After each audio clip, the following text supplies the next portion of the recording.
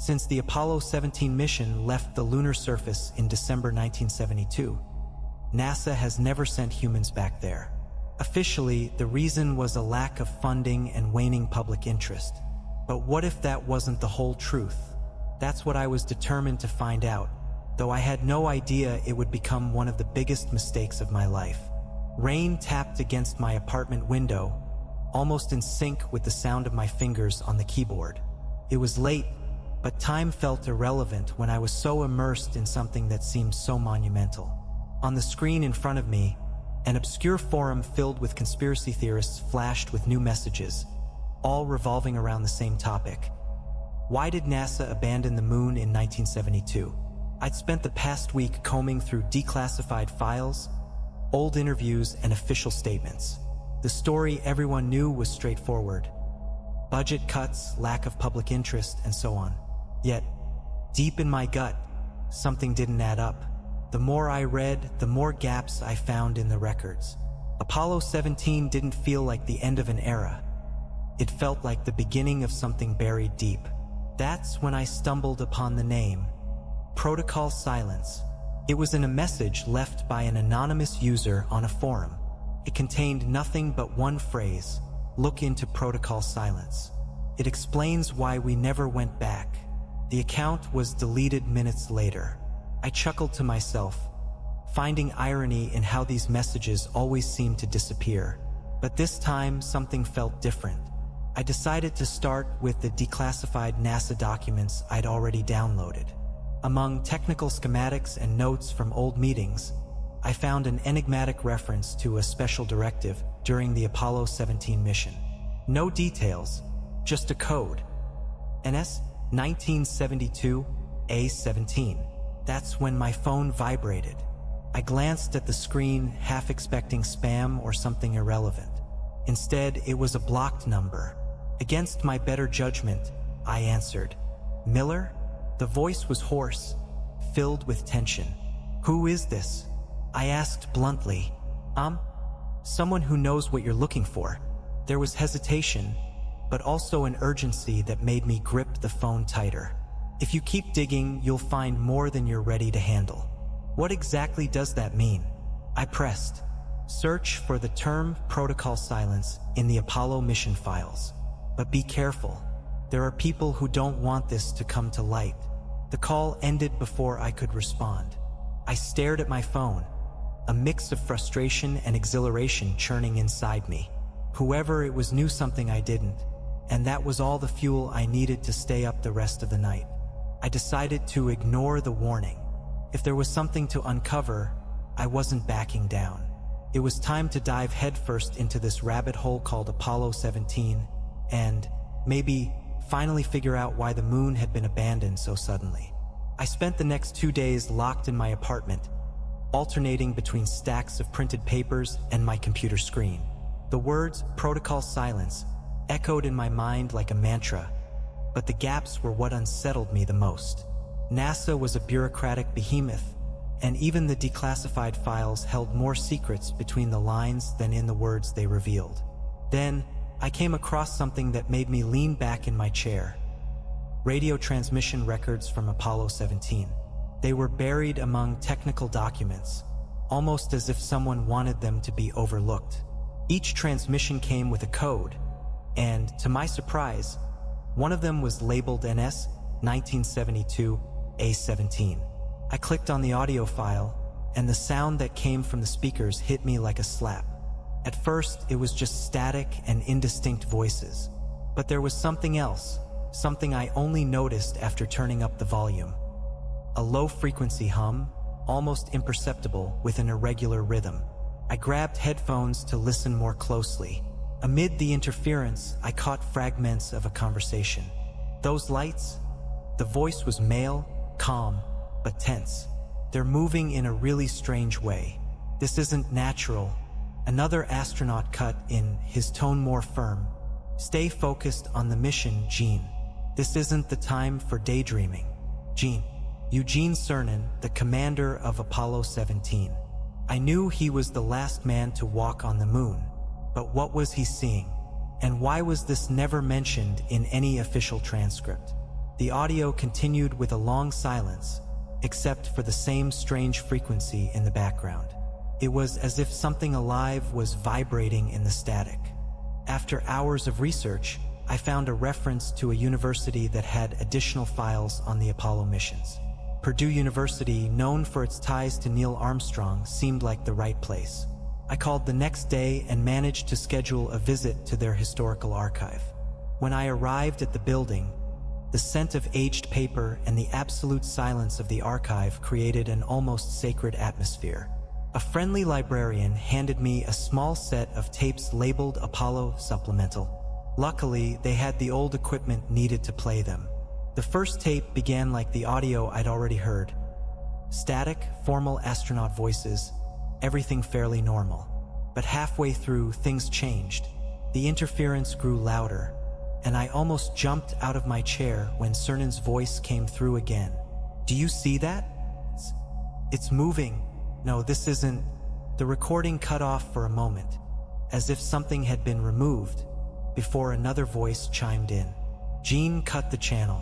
We're switching to a secure frequency." Secure frequency? That wasn't part of the standard protocol.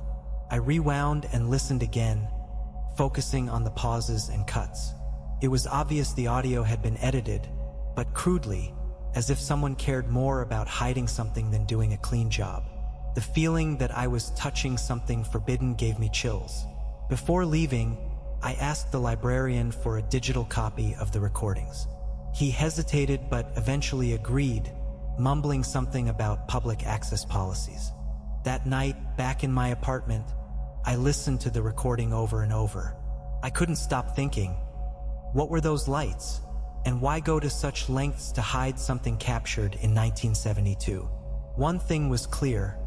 Whatever Apollo 17 encountered wasn't in the official records. And now, I knew I was getting closer to discovering what it was. When I got in touch with Thomas Ward, I was surprised by how quickly he responded. A retired NASA engineer, he'd worked directly on Apollo 17, and I knew it wouldn't be easy to get information out of him. During our initial phone conversation, he seemed friendly but maintained a cautious tone. "I don't know what exactly you're hoping to find, young man, but Apollo 17 was just another scientific mission like all the others." It was the standard response, and I'd heard it countless times. Still, something in the way he hesitated at the end of the sentence gave me a reason to push further. "Mr. Ward, the question isn't what the mission officially reported. I want to know what happened off the record." There was a pause that lasted a little too long before he replied. "Meet me at Greystone Cafe tomorrow at 10. And stay alert." He hung up before I could ask what he meant by stay alert. The next morning, I arrived early at the Greystone Cafe, choosing a corner table with a clear view of the entrance. It was a discreet spot, ideal for private conversations. When Ward showed up, I was surprised by his appearance. Despite his advanced age, his eyes were sharp, and he carried a leather briefcase with an almost reverent care. After some coffee and small talk, I decided to get straight to the point. "What did the Apollo 17 crew see on the moon?" Ward narrowed his eyes, and his relaxed expression grew tense. He glanced around, as if ensuring no one was watching. "That's ancient history, kid. It doesn't matter anymore." "It matters to me," I replied. "Whatever happened, it was important enough to be erased from the records." He let out a deep sigh, the kind that comes from carrying a burden for far too long. "The crew reported seeing something that shouldn't have been there." His voice dropped to a near whisper. "First, there were the sounds, frequencies that didn't make sense, as if someone or something was trying to communicate.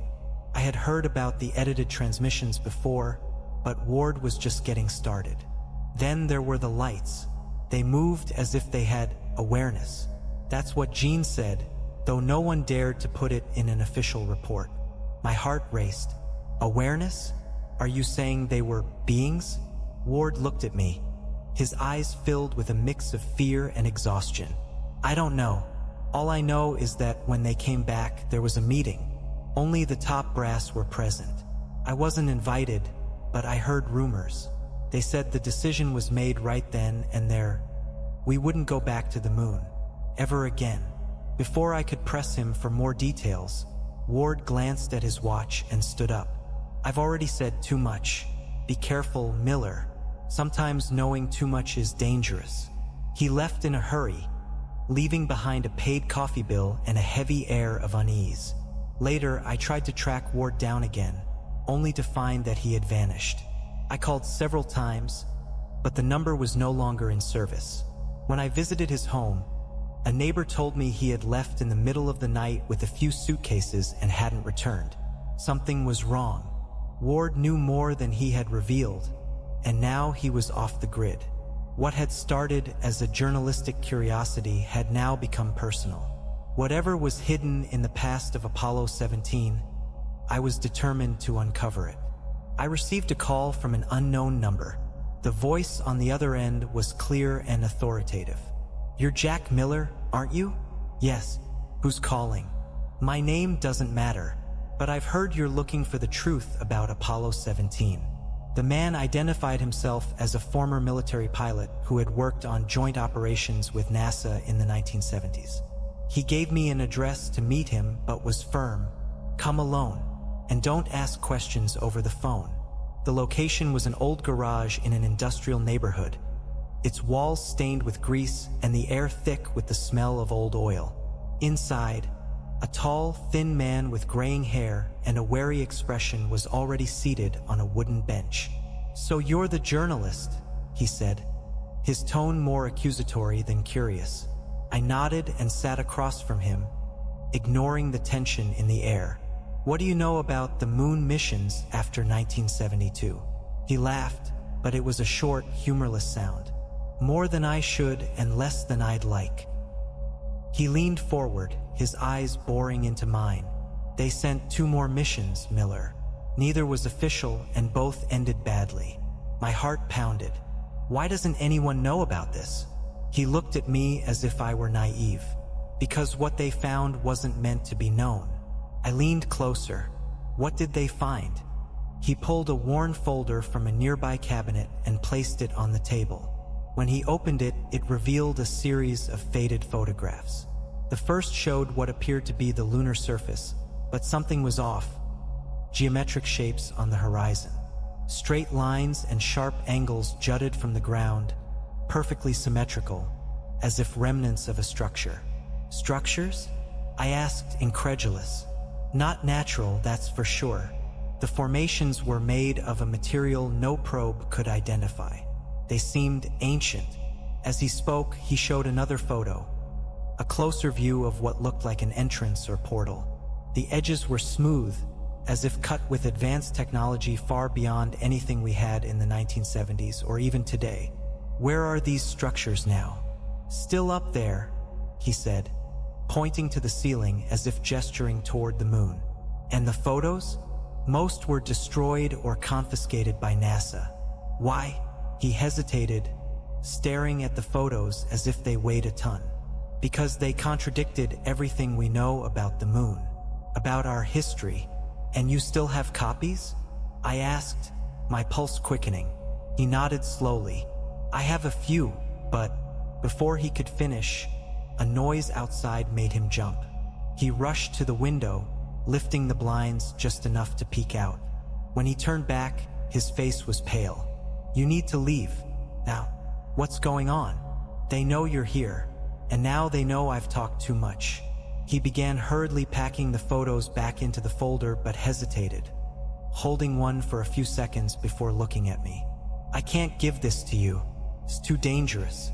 I tried to protest, but he shoved me toward the exit with unexpected strength for his age. Go. Don't look for me again. As I walked away from the garage, I glanced back just in time to see him locking the door.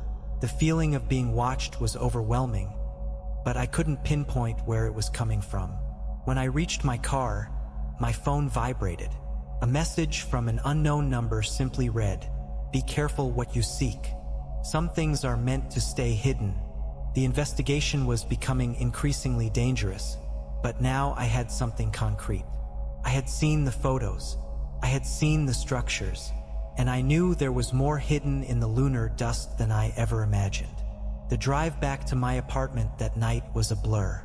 My hands still trembled as I organized the documents and notes on my living room table. The suffocating sensation that more eyes than just mine were on me lingered, but there was no time for paranoia. I needed to make sense of everything. I reviewed the digitized Apollo 17 files, the recordings from Purdue University's archive, and the scant details from my meeting with the former military pilot. The idea of artificial structures on the moon seemed absurd at first glance, but the more I dug, the clearer the patterns became. Many reports, especially those from the early Apollo missions, mentioned interference or inexplicable events occurring on the so-called dark side of the moon, the side that's never visible from Earth. That's when it clicked. Most of the strange transmissions, the sounds captured by Apollo 17, and even the mentions of the lights all shared one thing in common. They were connected to this region. According to the documents I had, the dark side wasn't just a blind spot. It was the epicenter of the anomalies. I spent hours diving into conspiracy forums, academic articles, and obscure theories. Speculation varied wildly. Some claimed the moon was an alien base, an artificial satellite created to monitor Earth. Others argued NASA had known since the first missions that something was there but decided to hide the truth to prevent global panic. While reading about Apollo 15, a mission predating Apollo 17, I came across something that sent a chill down my spine. A purportedly encrypted journal, attributed to one of the mission's astronauts, James Irwin, was circulating among theorists. Its authenticity wasn't guaranteed, but the text felt convincing. After hours cracking basic encryption, I accessed the scanned pages. An entry dated August 2nd, 1971, when Apollo 15 was on the lunar surface, read, "The horizon here looks strange, like there's something beyond what we can see. David Scott, the mission commander, thinks it's just the curvature, but I can't shake the feeling that we're being watched." I read the next paragraph aloud. "This afternoon, while we were collecting samples, I swear I saw silhouettes. 3, maybe 4, on the horizon. When I looked again, there was nothing. I don't want to alarm the team, but I have to record this." The word silhouettes echoed in my mind. What did he see? And why was this never mentioned in the official reports? The journal also referenced something that caught my attention: signs of possible residual activity on the dark side of the moon. Irwin didn't elaborate on what that meant, but mentioned receiving orders not to explore the area, even if it were possible. The connection was undeniable. The Apollo missions, from the very beginning, had encountered something we couldn't understand. And NASA not only knew but seemed determined to keep the secret buried. I closed my laptop and stared out the window, where the city lights sparkled like artificial stars. One question burned in my mind: what was on the dark side of the moon that made humanity retreat? My next move was clear. I needed to dig deeper into Apollo 15. Maybe, just maybe, I'd find a clue that would lead me to the truth. The first time I heard about the Silence Club was through an encrypted message from an anonymous contact. "They are the key," it read, accompanied by vague instructions on how to find them. The club, apparently, was composed of former NASA employees, retired military personnel, and scientists who had worked on classified space program projects. For days, I tried to confirm the group's existence, scouring forums and old archives. Finally, through a contact named Marcus, a former NASA telecommunications technician who seemed to know more than he let on, I obtained the location of a meeting. The gathering was set to take place in an abandoned warehouse in Houston, far from busy areas. Marcus assured me he could get me in, but warned, "If they figure out you're not one of them, you won't make it out of there." The thought of being caught sent a shiver down my spine, but I knew I was too close to stop now. On the designated night, I wore a simple disguise: a hat, glasses, and an old jumpsuit. Marcus provided me with a fake ID, which he swore was convincing enough to get past the improvised security. When I entered the warehouse, I was surprised by the setting. It wasn't the chaotic scene I had expected. Instead, chairs were arranged in a circle and about 20 people, mostly middle-aged or older men, spoke in hushed tones. The atmosphere was heavy, as if everyone knew they were there to discuss something world-changing. I took a seat at the back, trying to blend in. In the center, a man who appeared to be in charge began the meeting. "We're here because the truth must be protected, as it always has been." He spoke about protocol silence, referencing it as if it were an old friend. The message was clear. The protocol had been implemented to prevent global panic after the discoveries made during the Apollo missions. Apollo 17 was the tipping point, he said, his voice echoing in the cavernous space. What they found confirmed what we suspected since Apollo 10. The moon isn't just a natural satellite. Murmurs rippled through the room, and I leaned forward, trying to catch every word. Another man, frielier in appearance, stood and continued. "The structures, the lights, they're not natural. But most importantly, they're not ours." The silence that followed was suffocating. "And the dark side?" Someone in the circle asked. "They're there. They've always been there." And protocol silence was the only way to ensure humanity carried on as if nothing had happened. Listening to them, I realized I was sweating. My mind raced with the implications of what I was hearing. These weren't people speculating, they were speaking as witnesses. But then, something went wrong. One of the men in the circle looked directly at me, suspicion in his eyes. "You're new here," he said, his voice slicing through the air. "What's your department?" Before I could answer, Marcus, who was across the room, stood up quickly. "He's with me," he said, feigning irritation. "I brought him in to help with the communications archive." The response seemed to pacify the group, but not entirely. I decided it was time to leave before things got worse. As the circle resumed their discussion, I noticed a folder of documents on one of the tables. Taking advantage of a distraction, I discreetly grabbed a sheet of paper and tucked it into my jumpsuit. I left the warehouse with Marcus just a few minutes later. "You almost got us caught in there," he hissed as we hurried toward the car. "But I didn't," I retorted. When I finally made it home, I unfolded the stolen document. It was an old, yellowed page with what appeared to be coordinates. The numbers were precise, pointing to a location in the Nevada desert. Driving through the Nevada desert at night was surreal. The road stretched endlessly into the darkness, illuminated only by my headlights. I followed the coordinates like a compass, my GPS showing I was just a few miles away.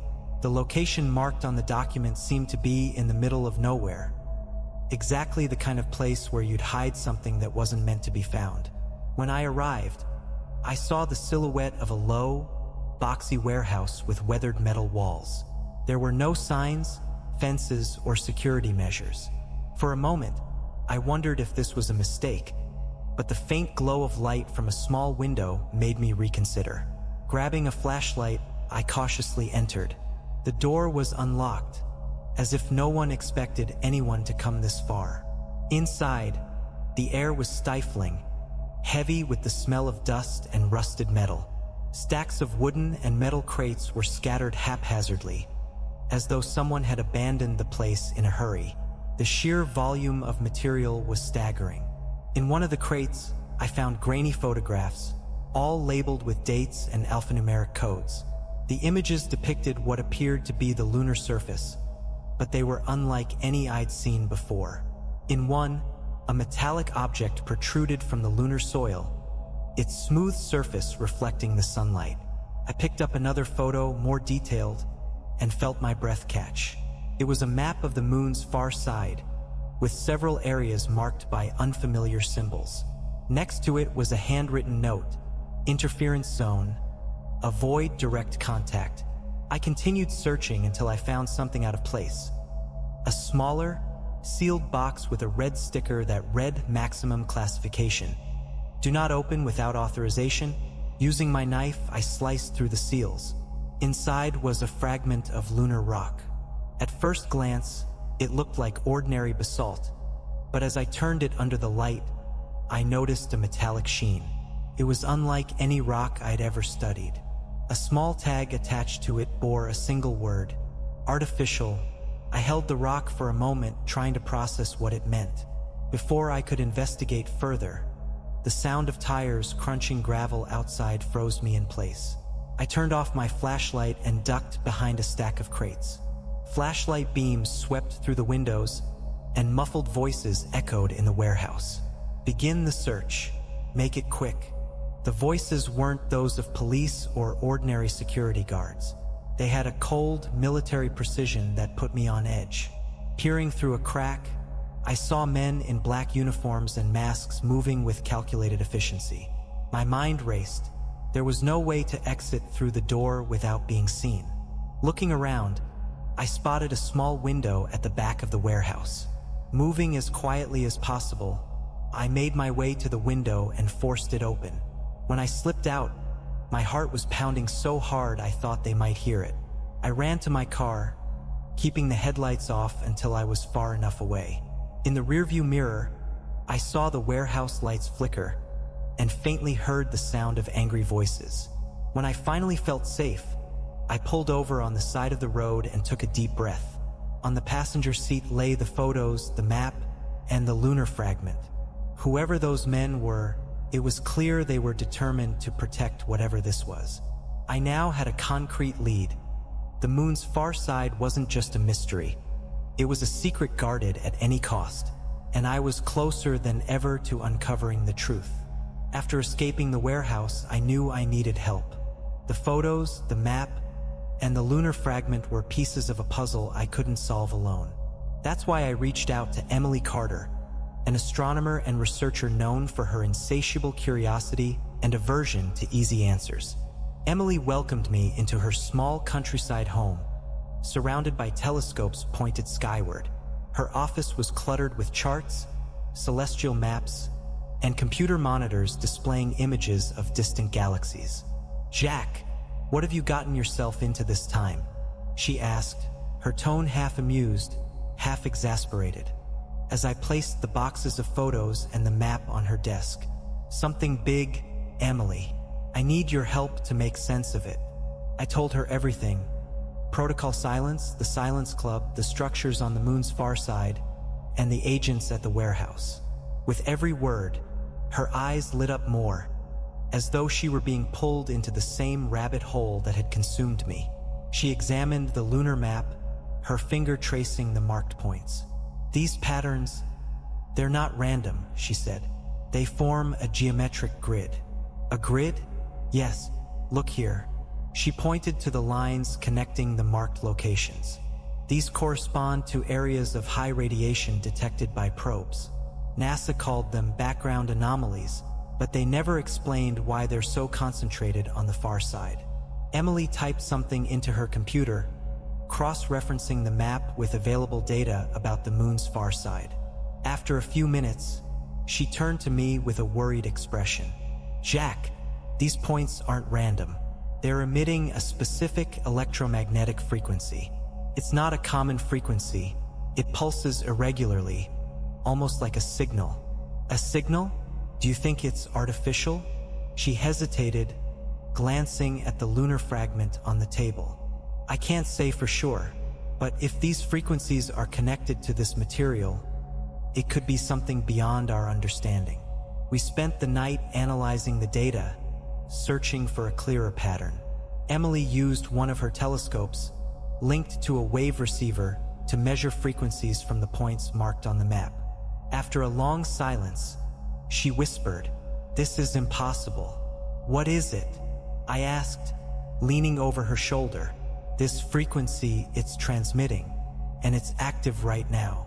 Before I could respond, Emily's computer abruptly shut off. The screens went black, and a faint static noise filled the room. "What happened?" I asked. Emily tried restarting the system, but a message appeared on the screen. "Access denied. Files compromised. Someone hacked us," she said, her voice tense. In seconds, everything we had uncovered was gone. The data, the frequencies, the comparisons wiped clean. I looked at her, and for the first time she seemed just as frightened as I was. This wasn't an accident, Jack. Someone is watching us. I grabbed the documents and the rock fragment, shoving everything into a backpack. We have to leave, Emily. Now. As we ran to the car, I glanced up at the starry sky above. Whatever we were up against felt far bigger than I had imagined. Something or someone didn't want us to uncover the truth. And now we had one unsettling certainty. Whatever was on the far side of the moon was still active. Emily and I drove aimlessly for hours, trying to avoid leaving any trace that could lead back to us.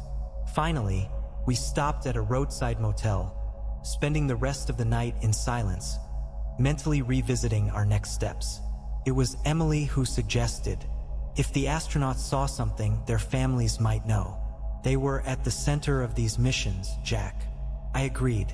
It was a risky move, but it might be our best shot at finding more pieces of the puzzle. The next day, after numerous calls and persistence, I managed to get in touch with Susan Cernan, widow of Eugene Cernan, the commander of Apollo 17. Her voice on the phone was calm, but it carried a heaviness, as if she'd been guarding a secret for decades.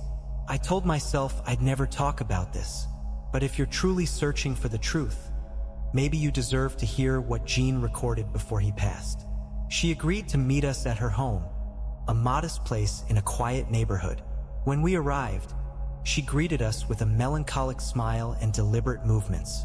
The living room was decorated with old photographs of Cernan during the Apollo missions, mementos of a time that now seems so far away. Susan invited us to sit and brought out a small wooden box from a drawer. Carefully, she pulled out a cassette tape and placed it in an old recorder. Gene recorded this a few months before he passed. He was troubled, haunted by something. She pressed play, and Cernan's voice, aged and heavy with emotion, filled the room. If you're listening to this, it means I'm no longer here. There's something I need to say, something I've carried with me since 1972. During Apollo 17, we saw things that were never meant to be seen. Lights that moved as if they had purpose. Structures that were not natural. But the worst were the shadows, silhouettes on the horizon that seemed to be watching us. Emily and I exchanged tense glances. The recording continued, Cernan's voice now trembling. They watch us from afar, but the moon is their territory. We were never meant to go there. It's not our place. The tape ended with a burst of static, followed by an oppressive silence in the room. He said he had nightmares every night, Susan whispered, her eyes fixed on the tape. He always talked about shadows that seemed alive. Why are you sharing this with me? I asked, trying to keep my voice steady. She took a deep breath before answering. Because you need to understand what you're up against. This isn't a conspiracy, Jack. It's real. And if you keep digging, you might end up like him, consumed by it.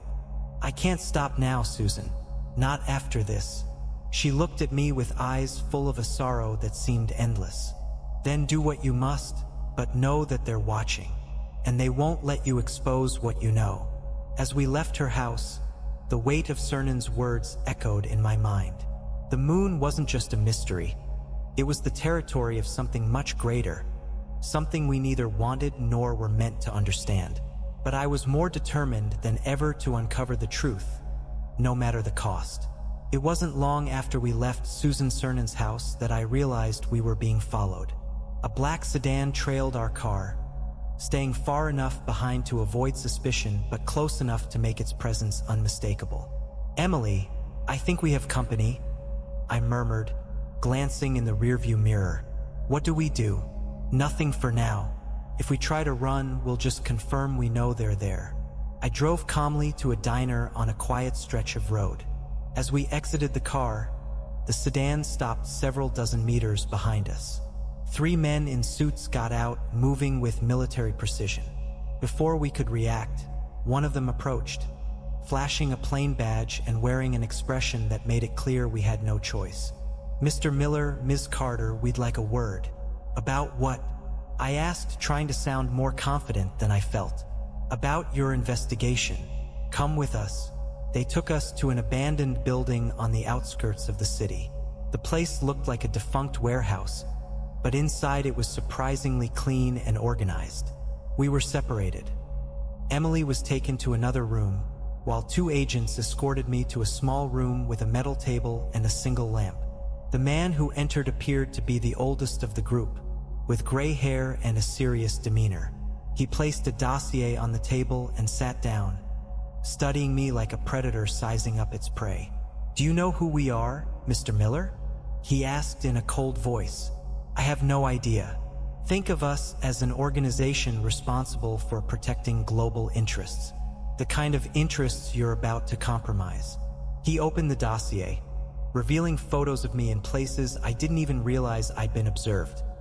At Susan's house, the warehouse in Nevada, even the motel where we'd stayed the previous night. "We know everything you know, and it's in your best interest to end this investigation here." "Why?" I asked, crossing my arms. "What's so dangerous about the moon?" He leaned forward, his eyes locked on mine. "The moon isn't just a natural satellite, Mr. Miller. You must have realized that by now. What we found there in 1972 was never meant to be known by humanity. If you expose this, you'll not only risk your life, but the stability of the entire world." "That's just an excuse to hide the truth," I retorted. "You're afraid people will learn what really happened." He was silent for a moment, as if carefully considering his response. "We are afraid, yes, but not of the truth." "Then what are you afraid of?" "Of what's still there." My throat went dry. "Are you saying it's still active?" He didn't answer directly, but the silence was enough. I grabbed the documents and the rock fragment, stuffing everything into a backpack. "We have to get out of here, Emily, now." As we rushed to the car, I glanced up at the starry sky above. Whatever we were up against was far greater than I'd imagined. Something or someone did not want us to reach the truth, and now we had one unsettling certainty. Whatever was on the far side of the moon was still active. Emily and I drove aimlessly for hours, trying to avoid leaving any trace. Eventually, we stopped at a roadside motel, spending the rest of the night in silence, each of us mentally replaying our next steps. It was Emily who broke the silence. If the astronauts saw something, their families might know. They were at the heart of these missions, Jack. I nodded. It was a risky idea, but it might be our best shot at uncovering more pieces of the puzzle. The next day, after many calls and persistent effort, I managed to contact Susan Cernan, the widow of Eugene Cernan, commander of Apollo 17. Her voice over the phone was calm, but it carried a weight, as if she had been holding onto a secret for decades. I told myself I'd never talk about this, but if you're truly seeking the truth, maybe you deserve to hear what Gene recorded before he died. She agreed to meet us at her home, a modest house in a quiet neighborhood. When we arrived, she greeted us with a melancholic smile and deliberate gestures. Her living room was filled with old photographs of Cernan during the Apollo missions, mementos from a time that felt so distant. Susan invited us to sit and brought out a small wooden box from a drawer. Carefully, she pulled out a cassette tape and placed it in an old recorder. Gene recorded this a few months before he passed. He was troubled, haunted by something. She pressed play, and Cernan's voice, aged and heavy with emotion, filled the room. "If you're listening to this, it means I'm no longer here. There's something I need to say, something I've carried with me since 1972. During Apollo 17, we saw things that were never meant to be seen. Lights that moved as if they had purpose. Structures that were not natural. But the worst were the shadows, silhouettes on the horizon that seemed to be watching us." Emily and I exchanged tense glances. The recording continued, Cernan's voice now trembling. "They watch us from afar, but the moon is their territory. We were never meant to go there. It's not our place." The tape ended with a burst of static, followed by an oppressive silence in the room.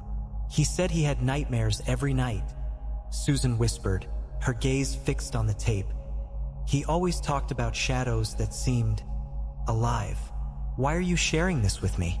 I asked, struggling to keep my voice steady. She took a deep breath before answering. Because you need to understand what you're up against. This isn't a conspiracy, Jack. It's real. And if you keep digging, you might end up like him, consumed by it. I can't stop now, Susan. Not after this. She looked at me with eyes filled with an endless sorrow. Then do what you must.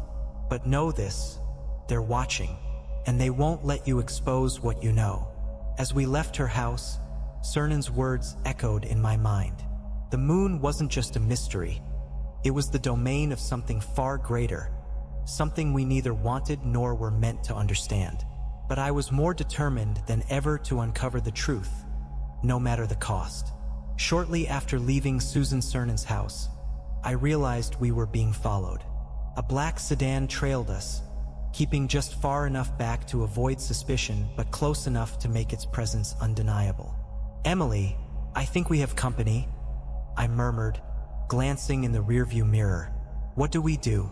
"Nothing for now. If we try to run, we'll only confirm we know they're there." I drove calmly to a diner on a quiet stretch of road. As we exited the car, the sedan stopped several dozen meters behind us. 3 men in suits stepped out, moving with a precision that was unmistakably military.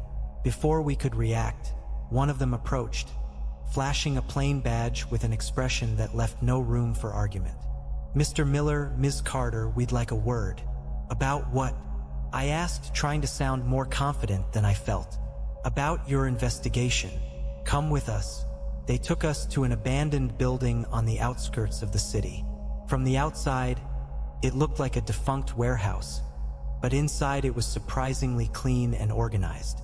We were separated. Emily was taken to another room, while 2 agents escorted me to a small room with a metal table and a single overhead lamp. The man who entered appeared to be the oldest of the group, his gray hair and serious demeanor radiating authority. He placed a dossier on the table and sat down, studying me like a predator sizing up its prey. "Do you know who we are, Mr. Miller?" he asked in a cold, measured voice. "I have no idea. Think of us as an organization tasked with protecting global interests, the kind of interests you're dangerously close to compromising."